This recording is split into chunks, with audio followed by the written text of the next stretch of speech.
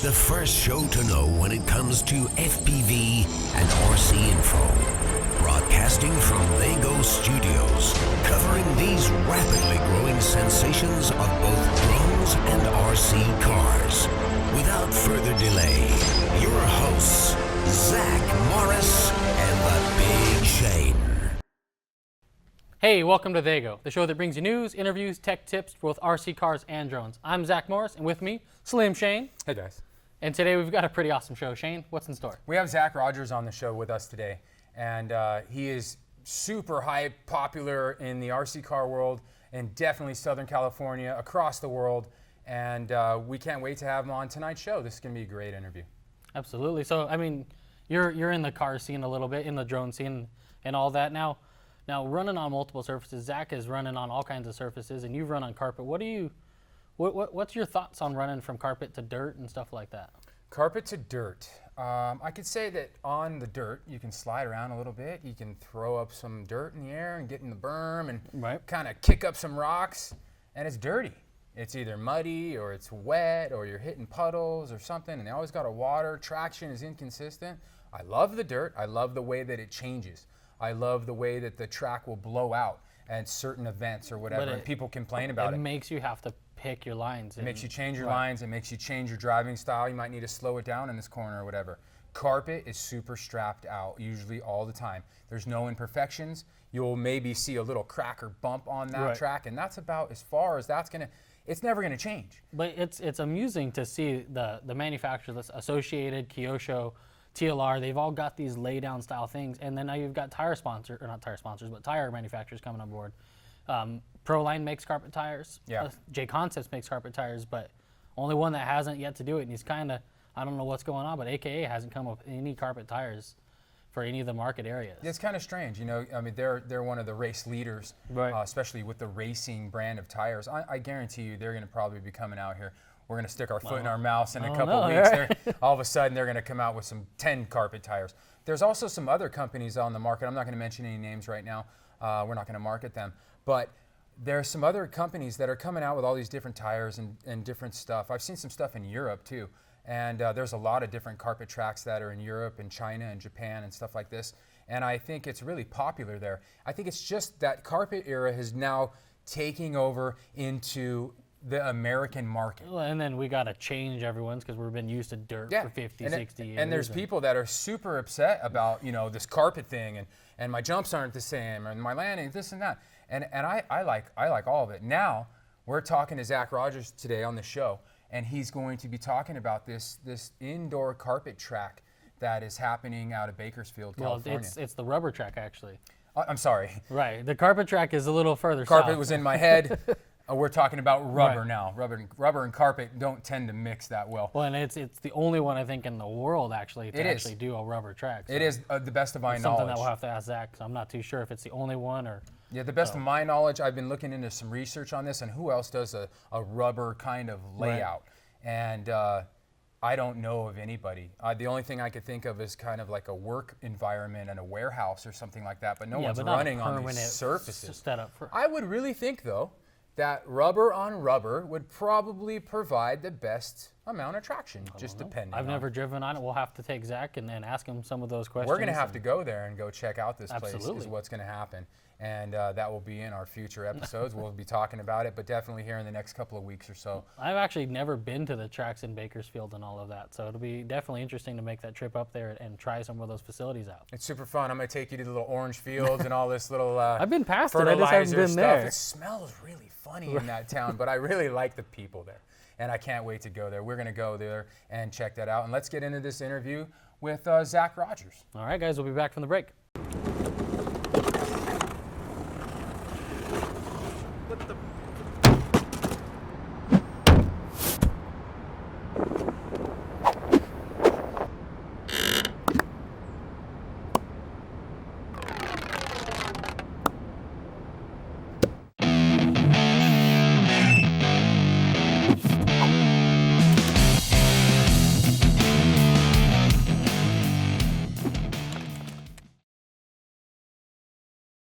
We're here today with Zach Rogers. He's our guest interview for today.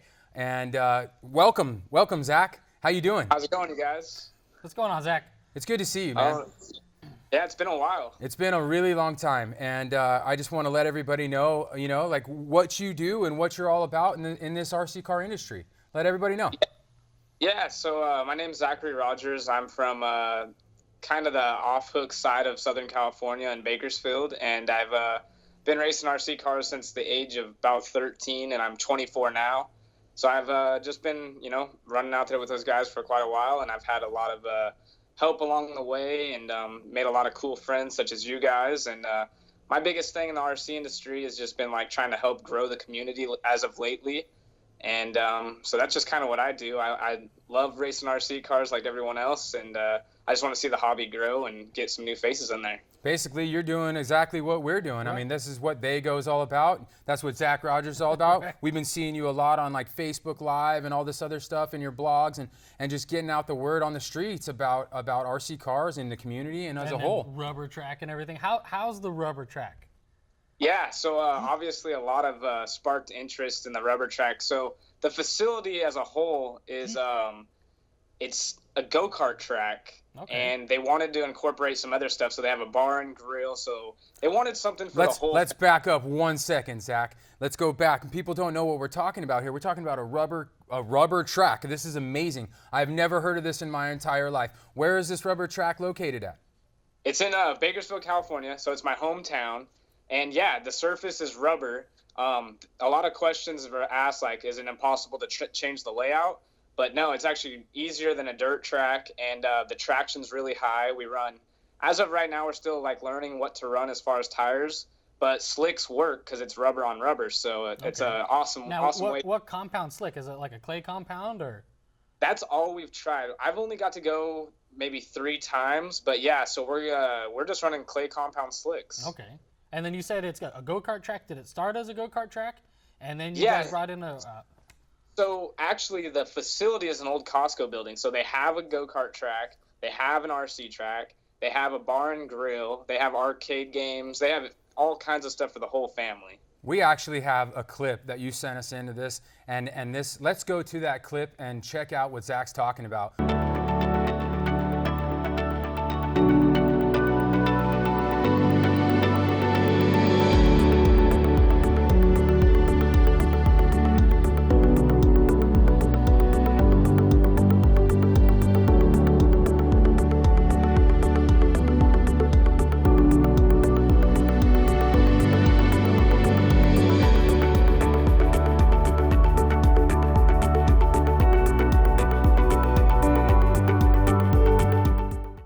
So we're back with Zach after that amazing clip of this facility in Bakersfield. That's a go-kart track and an RC car track in one. This rubber surface is amazing. That triple was huge. I mean, the traction looks really good. And now you've driven on this thing and you know what it's like. So tell our viewers out there what you get a feel of and how easy the track change is and all that stuff. Yeah, so basically, so we've tested a few. Like we've tried treaded clay tires and slick clays, and both seem to work. Your treads kind of wear out quicker, but they're a little bit easier to drive off the bat because the track is super edgy. There's a lot of traction. The only thing is about the place is like dust obviously is a factor on traction, but they're going to plan on mopping it every morning. Mopping the track but otherwise it's awesome. I mean, you guys saw the step up. There's huge jumps. Traction's there, and track chains are easy. I really like the different levels that they have in there. The off camber stuff, the different track situations that you have in that. Well, it's a solid surface, and you still have the elevation change. It's not like a carpet track where it's pretty much flat, you know. Now you got to see this layout change and it getting installed and all that stuff. When they're installing these things, is it like a rubber mat almost, and it just gets laid out and kind of glued down, or how does that go? It's about a 2x2 square of rubber mat. It's like what you would find at a gym in the weightlifting area or the bottom of like a horse or cow, kind of like kennel type deal. Okay.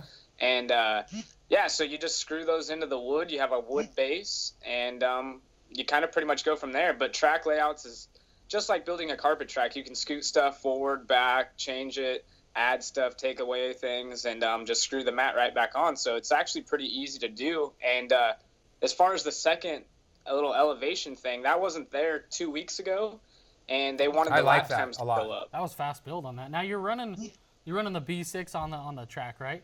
Any changes that you've had to do to that car? I haven't really got to do much because we're still racing over at my local clay track, so we haven't gone to a full-on setup. They've just called me over to test jump heights, jump lengths, but I'm sure you're gonna have to try quite a few things to get it dialed in. Gonna get a whole nother car for the dirt stuff, or? You know, I don't think so. I think in RC racing, there's 4 things that are the main setup things, and that's your shocks, your tires, your diff, and your slipper. Everything else matters. You know, we might throw a sway bar on here and, you know, run super low ride height and maybe change the roll center. But I don't think having 2 separate cars is going to have to be an issue. Yeah, I mean, pretty much you use it dirt, off-road, you know, carpet, whatever, as long as your shocks are good. Kind of the style. It's been the trend. It went from rear motor to mid motor. Now we're all running laydown. Everybody's been running this laydown thing, and I know we were recently watching Zach on Facebook Live, and he was talking about the non-need of this laydown tranny in many situations. It's not going to improve any lap times that you're noticing, and some of these other top pros, they're not really noticing the real difference. Maybe the feel of the car might be different. Speed in the corner a little bit. But I just think it's hype, you know. Really, maybe there is. I am not a scientist and I am not an engineer, but maybe there is a scientific backing to what this claim is of using a laydown tranny and stuff like that. And yeah. My personal opinion on it is, I mean, yes, I have faster lap times with my laydown when the track is high bite, but the car is a lot more edgy, and I've seen guys that have laydowns and they go back to their just normal mid-motor car and they dial that thing in and really work on it, and they get just as fast as they were with their laydowns, and the car's easy to drive. So it definitely handles a lot different in the air, you know, as far as the laydown goes. It's definitely flies real weird. Well, I know a lot of people are doing stuff with their batteries and the way their battery position was, and that means a lot too. But I remember you were running your battery sideways there for a while, or back further, or back forward. It just depends on track surface and conditions. And then you found your style on which you wanted to do in the right format that best suited you as the driver. Let me get away from the car for a second here and go back to this rubber surface. We've seen a big increase in carpet tracks here across America, across the world, and it's becoming the new thing to do. It's easy maintenance, no watering. You don't have to truck in $20 million in dirt and have a big old dirty facility all the time. And I see this now. Do you know of any other rubber tracks that are in America or throughout the world? Have you seen anything else like this before? No, we actually did a search to try to find anything similar, and we can't find anything. There's, you know, the guys over in Europe, they usually have the most diverse type of tracks, and we've only seen carpet with, you know, little skips of basketball surface here and there, and but nothing full rubber. I think it's a first for sure in the U.S. and I think worldwide. Do you see this happening more in the future because of the simplicity of it and the easiness? Maybe this traction is going to be the best ever, maybe better than carpet, because now we're rubber on rubber, and maybe other tracks will follow this trend as soon as this gets seen and gets driven on by most people. Do you think this is going to happen? Unfortunately, I really don't. I think that carpet will be the way to go because of the manufacturers already building tires around it. The rubber is actually fairly expensive, and they're 70 pounds per wear. Yeah. So I didn't realize how heavy they were. Yeah, and so that's mostly because I think the manufacturers and hobby owners the manufacturers will have to make new molds if they can't, if slicks don't work, at least change rubber compounds if they want to take it more serious. And track owners, you know, they don't want to spend that much money. So I wouldn't bat an eye if they just wanted to put some carpet down a little bit cheaper and still awesome traction. Yeah. So now going back to manufacturers and doing all of that stuff, you were a big time racer and you took a little bit of break and now you're back. So what's the future hold for you in racing and all of that? Actually, I've been really, really fortunate. You know, for those of people that know me, you know, I kind of I got to a pretty decent level in the RC world a couple years back before I took my little hiatus, but it kind of carried over when I came back in. You know, I think if you build good relations and you keep them strong, that people will help you out all the way through. And I've been lucky enough when I got back into it. Reedy Electronics, they got me all the electronics I needed to get going, and now Kyosho stepped it up big time, and they offered me a pretty awesome opportunity, as you guys can see. Boom, there it is. Yeah, you can go so ahead and release that now if you want. I mean, we see the hat on, we see the shirt. You sent me a picture, and I didn't want to say nothing. I'm going to let you go ahead and say it, and go ahead and let everybody know what's going on, man.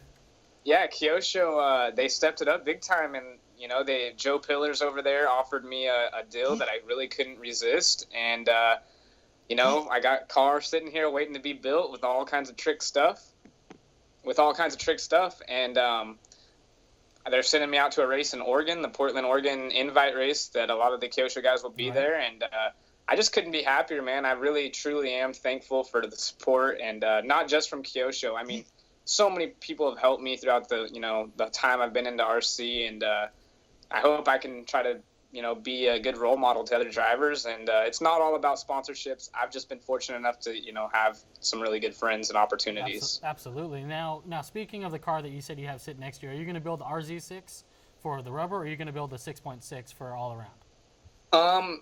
I'm just going to focus on the 6.6 right now because we have the Reedy Race coming up in January, and I really need to start training and practicing for that. Right? So, you got into the Reedy Race this year, correct, Zach?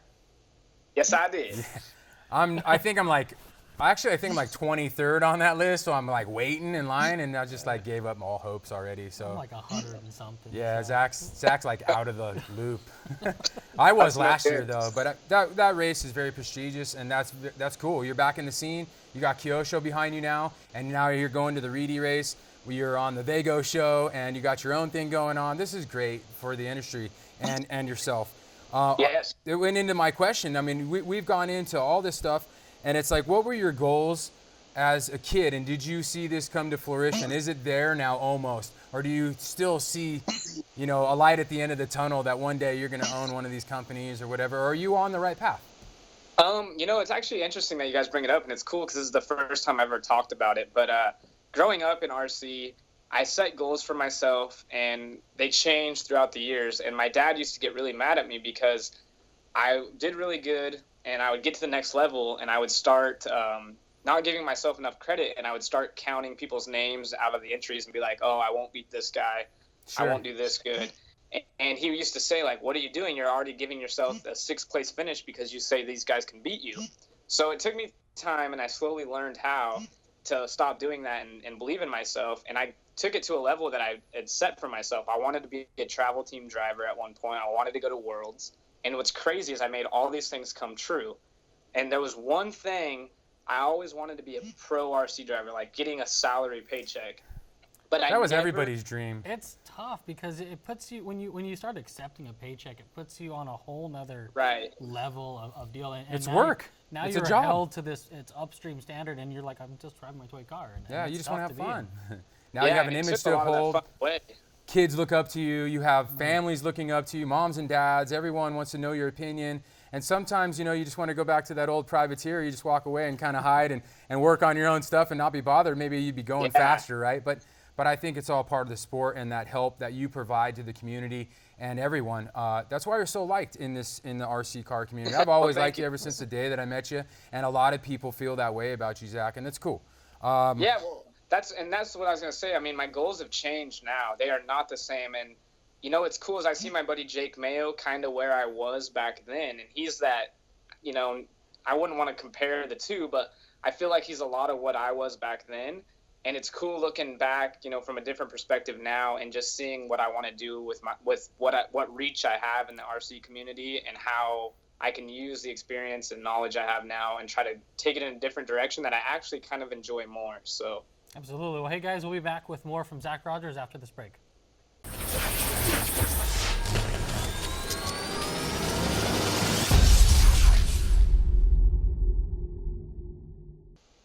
Hey guys, so we're back. So, you've been doing a lot of racing. Now you're factory Kyosho driver. You said you're going to Oregon, you're going to the Reedy Race. What other big races are you having planned to do? I know Joe has his team that you do a lot of big races. What are the plans for your next year racing? Signing me, he kind of asked what my plans were, and I told him I was just going to kind of keep it moderate. I wanted to shoot a lot of cool videos and just kind of promote the hobby more than me focusing on my racing career so hardcore. So I do plan on hitting nationals. I might go to a few JBRLs, possibly run the series, and then of course Reedy Race. But I want to focus more on just creating cool content. Stuff that'll actually help. Tebow's got it on lockdown for Kyosho. You've got to have the regional guys, but we have the pros out there. Cav's gonna be the associated guy. Sure. Mayfield's Losi. They're people like me. I feel like I can do well if I try. I feel like I could maybe make it to like a Dustin Evans level if I would have to work hard, but it's possible. But I'll never be one of those three. So I want to focus on making awesome content and doing something else that benefits the manufacturers I represent and is something I can do really well that's not already out there. Yeah, and I think it kind of encourages kids not to just focus on the driving so much to be sponsored. Yeah, because a lot of that doesn't mean a whole lot to be sponsored. I remember when I first got my sponsorship, it was for practical reasons. I was traveling around all over the place. I couldn't afford my tires anymore, and I had a tire sponsor step up and say, "Hey, Shane, here's your tires for these next races or whatever," and that got me through the next level, and that was awesome. Now what I see today is everybody wants something for free, and they didn't work for it or do anything to get it there. I didn't have Facebook or whatever, Yeah, I didn't. When I started racing, we didn't have Facebook and all this social media stuff. I had to actually go out there and talk to these representatives, these owners of these companies. You probably had to do the same. Oh, yeah. What were you on MySpace back then? The company owners weren't on MySpace at that time, and these kids today, Messenger. they have it too easy. Everybody wants a deal. And that's just not really how this sport's going to grow. We're talking about growing the sport and making everything copacetic and make this circle go around. And the only way to do that is with a person like yourself and people that are helping out this industry in some way. Drop the egos, put down your car for a second, go marshal, go help somebody out if they're struggling, if they're there with their tracks slashed, their four-wheel drive, whatever it is. That's the biggest thing. I remember I was a team manager for Team C. And people are like, I'm the fastest dude on my track, sponsor me. I said, I could really care less what you do on the track. Because we'll be on RC track for 18 hours a day, but you're only actually on the track for 15, 20 minutes. And I'm like, how are you in the pits? That was more concerning to me than anything is how's your attitude, how is all this and that, and how is everything else? And that's what really grows the industry. It's not what you do on the track. It matters what you do. It's who you are. It's who you are as a person, how you carry yourself, how you talk about people on and off the track or whatever. And doing what Zach does, Facebook Live, and just simple little videos. Even, they might not even be meaningful, but I think that's a good point. And like you said, I've been granted an awesome opportunity. We're running with Kyosho again, probably with a better deal than I really deserve, to be truthful with you guys. And I think that goes to show that I got a deal not based on my driving. I can guarantee you guys that, because I'm not. Don't put yourself down, Zach. You wield like the best of them, man. And if you just put your focus on it, I guarantee you'd be fast as Mayfield, Cav, and all the rest of these guys. It's just you don't have that backing like that. You do now. You do now. But I think it's a cool way to encourage people that don't just focus on the driving aspect, because look at me. Use me as an example. Go make cool videos. Add some music. All my videos that I've been doing are off my phone, even my cool little edits and stuff. And I think that is more exposure than reading about Cavalieri sweeping. A lot of people see that, but if you're someone like me, just make cool videos and expose the industry a little bit more, and go talk to the newbies in your pits at your local track. And well, it makes everyone feel welcome, especially Facebook Live is great. I love Facebook Live. Been doing it for a long time. Shane's starting to do it, but it gets the guy that maybe wouldn't have talked to you in person on these little things, and that's kind of the disheartening thing to see. These top level drivers, they don't do Facebook Live, and it's like, come on, man, like they don't do Facebook Live, or they don't have the time to even talk to somebody at the track. And that's what really hurts the sport. I mean, there's little kids that look up to these people, and there's been some times, even when I first got into this stuff, I wasn't a little kid. I was a grown adult, but I still had my fan favorites and stuff. And when I went to them to ask them for help, they just kind of fluffed me off and kind of blew me away. And that really hurt me as a person. And then there was some really positives to that. I had some really good people on my side that really went forward and out of their way to come and help us out and show me the right path. So you're doing awesome for the industry, Zach, and it's super cool that you're back on Kyosho. They're backing you. Go ahead and let everybody know how they can get a hold of you, your sponsors, whoever you want to give shout outs to. Let them know what's going on, man. Yeah, so like I said, I'm Zach Rogers. You guys mentioned it. You can catch me on Facebook Live. Just type in Zachary Rogers. I have a Instagram, ZRogers7, and I post some cool content there. But feel free to message me. I have a lot of people ask me questions. We'll probably open up a YouTube channel here soon. But I want to thank you guys for having me. I really appreciate it. I think it's awesome what you guys are doing. Thanks for coming on. And it's really cool that you guys would invite me and kind of help me out, and I hope that you guys grow, and I hope the whole industry grows. But I want to thank Kyosho. They're the ones that are kind of helping me get going right now, but from back in the day, I have so many to thank. J Concepts, A-Main Hobbies, Bonsai, just so many people I can't even list. And Jason Snyder recently with Raw Speed has helped a lot, and my family, they've been awesome. Even all my girlfriends present in the past, everyone's been super As cool. long as they're still supporting, right? So that goes to show. Like us, love us, share us, enjoy us. Stay tuned for the next episode of TheyGo. Thank you very much for tuning in.